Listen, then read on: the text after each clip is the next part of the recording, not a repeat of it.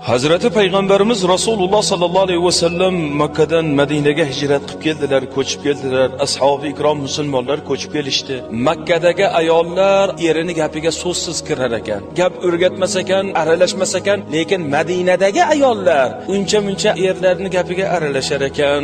Mekke'dagi ayollar Medine'dagi ayollarga qo'shildi. Bir-biridan ma'lumot oldi, informatsiya almashdi. Hazrati Umar Hazrat Peygamberimizga borib shikoyat qilyaptilar. Ya Rasululloh, bizni xotinlarimiz gapimizni eshitmaydigan bo'ldi-ku, ishlarimizga aralashadigan bo'ldi-ku desalar, Payg'ambarimiz turtishga ruxsat berib yuborgan ekanlar. O'sha kundan ayollar, kalta yegan ayollar Payg'ambarimizga kelib shikoyat qilishgan ekan, "Ya Rasululloh, meni erim urdi, tepdi."